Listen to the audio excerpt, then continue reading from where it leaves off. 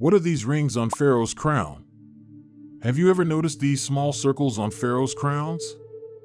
Do you want to know what it is? The answer is quite surprising, and you will discover it at the end of this video. I have always been intrigued by ancient Egyptians' crowns. Their shapes and designs are so unique. They look nothing like what today we consider a crown, yet they can be classified among the first crowns in human history. Did you know that the ancient Egyptian pharaohs used a number of different crowns? Some were used to show authority, while others were used for religious ceremonies. Each crown was worn by different pharaohs or deities, and each crown had its own significance and symbolic meaning. The crowns included the Atef, the Dishret, the Hedjet, the Kepresh, the Skent, and the Nemes. Each one is fascinating and mysterious as the next. Besides, did you know that none of them has ever been found? No crowns of the pharaohs have been found by archaeologists. This could be because they were passed down from one ruler to the next, or possibly because they were made out of delicate materials. Experts believe that they were probably made from fabric, leather, or woven fibers such as papyrus. In this video, we will talk about this crown.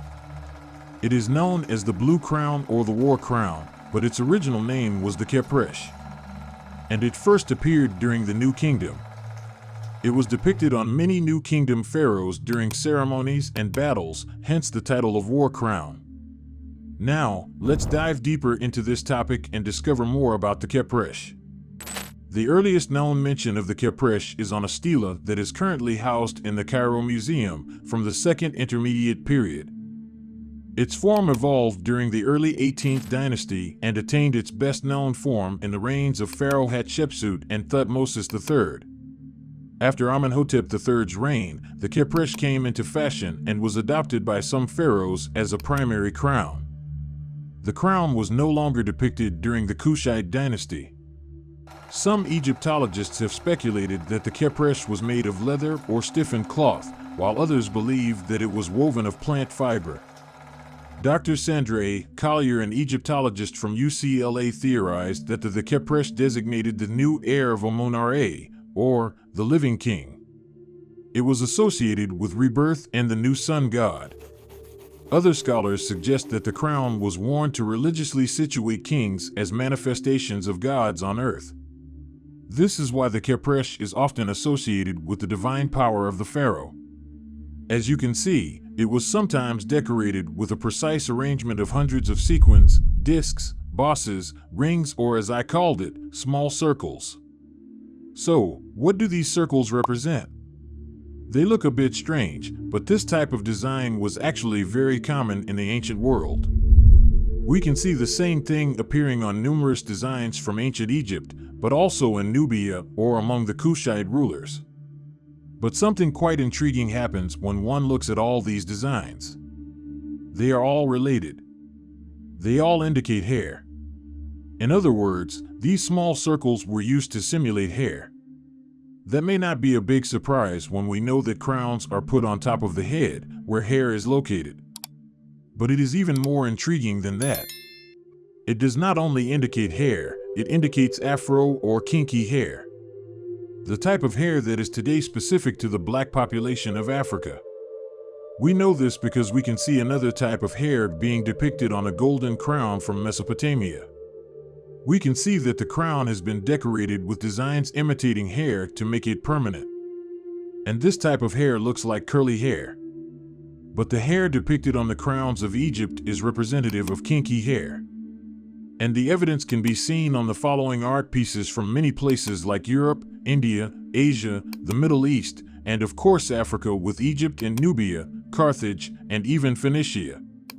It is obvious because it only appears on the art pieces depicting black Africans. In other words, it was the way for ancient artists to depict the tightly coiled hair so specific to the black people of Africa. Many scholars also came to the same conclusion. In Iconography of Deities and Demons, Katia Gobes, an Egyptologist from Oxford University, wrote, "The skull cap and further similarities between these two headdresses include its characteristic decoration with circlets, which have been proposed to emulate locks of hair. In other words, the pharaohs of Egypt added kinky afro hair decorations to their crowns. Now we should wonder, why did these mighty pharaohs put kinky hair decorations on their crown? The most important element of their outfit that symbolized their divine authority? Well, the answer seems obvious.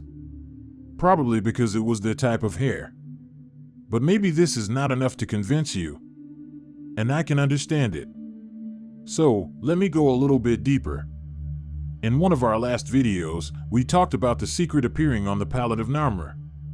If you have not watched it, I recommend you to check it by clicking on the top right corner of the screen. On that palette, we see the men handling the chaos. They represent the pharaoh's ability to dominate his foes and rule over Kemet. And as you can see, the men representing ancient Egypt and its rulers, have afro hair. On the other hand, the enemies being defeated by the ancient Egyptians are depicted with straight hair. It means that in Egypt, despite the fact there was some form of ethnic diversity, power originated from the people with kinky hair, in other words, black Africans. They were the true rulers of that civilization. Symbolism was very important to the Kemites. And this palette is so important that it has never been permitted to leave Egypt. But maybe this is still not enough for you, so let's go even deeper. Here are representations of the populations of the main subdivisions of ancient Egypt, Lower and Upper Egyptians. Each individual has been specifically designed to depict the natural type of phenotype found in these regions. You can see that Lower Egyptians are depicted reddish-brown with somehow straighter hair, while Upper Egyptians, the people of the regions of pharaohs, are depicted with dark brown skin and afro hair. Here you can even see the whole painting on the original mural. You can notice that this man does not represent Nubia but Upper Egypt by checking the hieroglyphics associated to him. Nubians are depicted here. You can see that they share the same phenotype.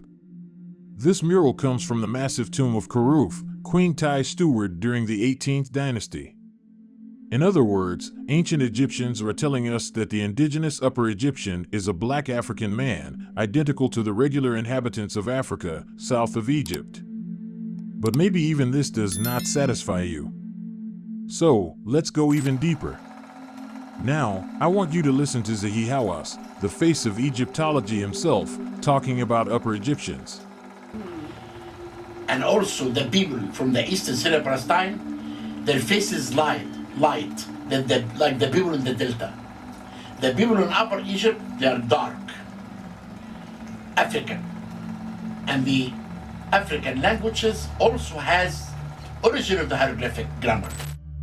As you can see, Zahi Hawass admits that Upper Egyptians are still perceived as the black population of Egypt despite the mix that occurred with invasions. I disagree with the theory that Lower Egyptians were not black, but I will explain it in a future video. So, you can see that the populations of Upper Egypt were clearly black, which means that the people who conquered the Delta, came with the Egyptian culture, and founded Kemet were black. And this explains why on the palette of Narmer, the depictions of the men representing the power of the pharaoh have afro hair. And this leads us back to the topic of this video, which is the rings on the Kepresh. It becomes clear that these rings represent kinky hair and symbolize the ethnicity of the founders and rulers of Kemet. So, yes, ancient Egypt was clearly a black African civilization. But, once again, maybe some of you are still skeptical about my conclusions. So, let's go even deeper to conclude this video. Here is a traditional hairstyle from Central East African tribes and that survived colonization.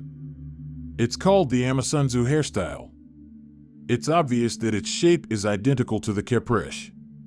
So, was the Kepresh inspired by a traditional African hairstyle? Maybe. But now it's clear that it was inspired by black Africans' hair and hairstyles. Do you agree with me? Thank you for watching to the end of this video, and I hope that you learned something new today. If you want to learn more about this topic, I encourage you to watch my other videos about African history. Don't forget to like, subscribe, and share the message. Thanks for watching Mr. Imhotep's channel, and see you soon.